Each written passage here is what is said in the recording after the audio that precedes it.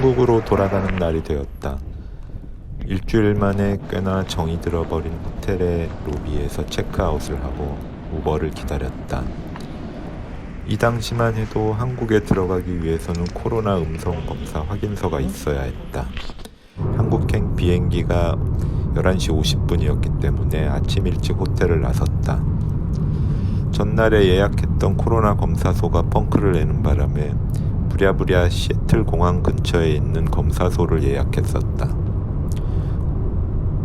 공항 방향으로 향하는 차 안에서 저 멀리 보이는 레이니어 마운틴의 모습이 무슨 그림처럼 비현실적으로 보였다. 아쉽게도 이번엔 가지 못했지만 혹시 다음에 기회가 되어 다시 올 수 있다면 꼭 가보고 싶다. 검사소는 8시에 문을 여는데 8시 5분에 검사 예약을 한 상태였지만 너무 일찍 도착하는 바람에 시간이 많이 남아서 근처에 있는 힐튼 호텔 로비에 있는 스타벅스에서 잠시 기다렸다. 스타벅스 1호점이 있는 이곳 시애틀에서 비록 1호점에서 주문을 해보진 못하고 본점과 로스터리에도 가보지는 못했지만 그래도 세 군데나 들어가 본 셈이다.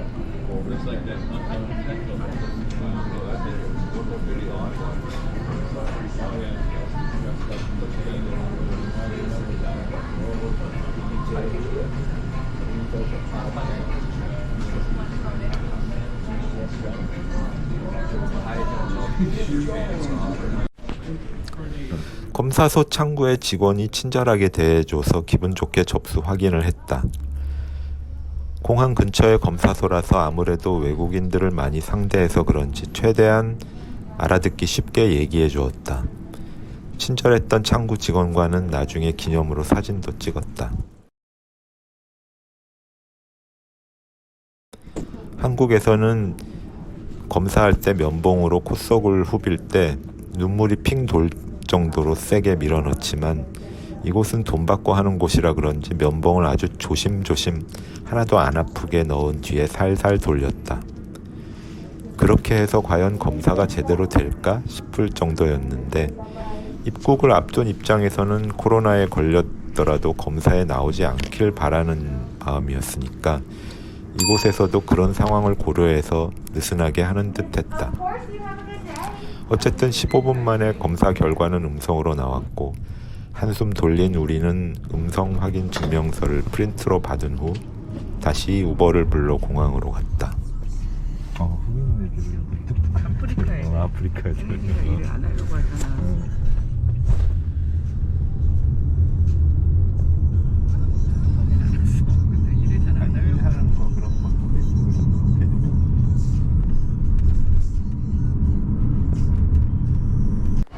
국제선 비행기를 타려면 보통 다음과 같은 과정을 거친다. 먼저 비행기 티켓을 발권한다. 요즘은 거의 인터넷으로 쉽게 예약 및 발권을 할 수 있다. 그 다음엔 탑승 수속을 하는데 공항으로 가서 항공사의 창구에서 직접 하거나 또는 앱을 통해서 온라인으로 하거나 키오스크를 통해서 온라인으로 자기가 직접 할 수 있다. 짐이 좀 많아서 짐을 맡길 경우 수화물도 같이 위탁을 한다. 그래서 탑승 수속이 끝나면 공항의 출국 게이트를 통과해야 되는데 여기서 보안 검사를 하게 된다.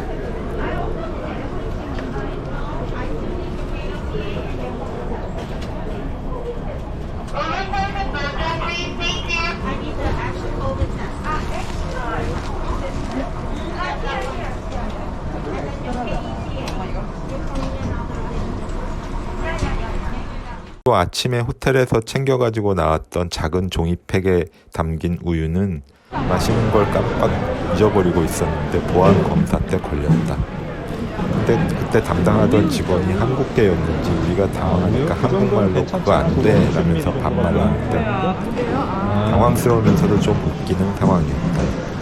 아들뻘 정도로 보이는 직원이 서투른 한국말이지만 반말로 안 된다고 하는데 또 마음 같아선 반말로 하고 싶었는데 그래도 검사를 받는 입장이라 반말이 안 나와서 존댓말을 썼다. 그 친구도 나중엔 좀 여유가 생겼는지 존댓말을 썼다. 여행 오기 전에 미국 출장을 많이 다녀봤던 친구가 미국 공항에서는 출국 보안 검사할 때 신발도 벗어야 한다고 말해 주었는데 까맣게 잊어버리고 있다가 출국 검사 때 영어를 잘 못 알아듣고 잠깐 동안 당황한 적이 있다. 비행기를 처음 타는 사람한테 비행기 탈 때는 신발 벗고 타야 한다고 놀리는 경우도 있는데 미국 공항에서는 보안 검사를 할 때 진짜 신발을 벗어야 한다. 이건 농담이 아니다.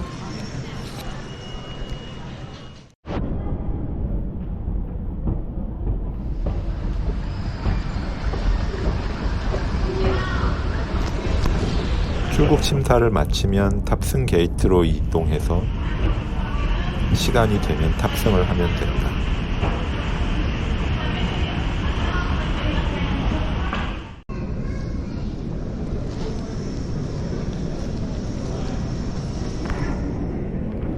도착지의 공항에 도착하면 인천공항의 경우에 먼저 검역대를 통과하고 입국 심사대를 통과한다.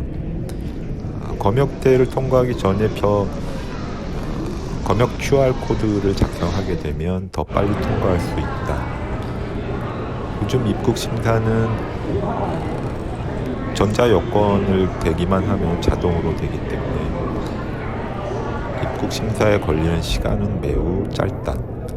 입국 심사를 통과하면 수화물을 찾은 다음에 세관을 통과하여 나오면 된다.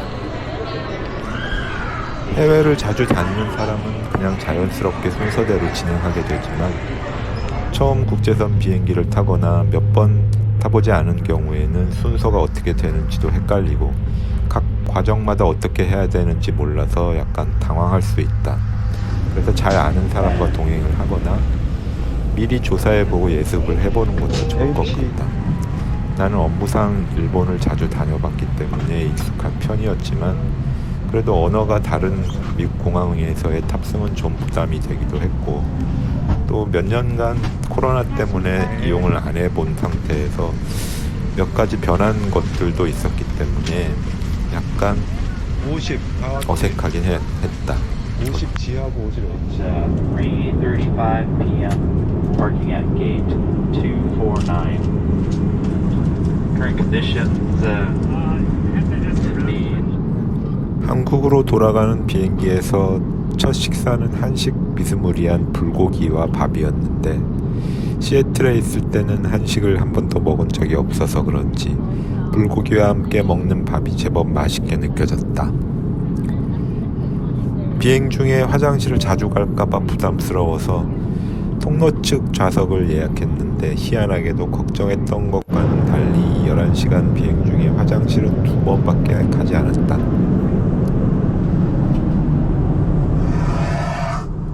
코로나 이후로 인천공항 입국 시에 검역 신고 과정이 새로 생겼는데 QR코드를 다운받아서 입력하면 된다고 한다. 예전엔 없던 제도라서 QR코드는 미처 준비하지 못했는데 QR코드를 준비하지 못한 경우에는 스튜디오스가 나눠주는 종이로 된 카드에 정보를 입력하여 검역대를 통과할 때 제출하면 된다. 입국 심사는 전자여권만 터치하면 자동으로 심사가 통과된다. 이후에는 수화물을 찾아 세관만 통과하면 된다. 이런 입국 절차가 물 흐르듯이 자연스러운 동선으로 간단하게 끝났는데 역시 인천공항은 세계적으로 알아주는 훌륭한 시스템을 갖추고 있었다.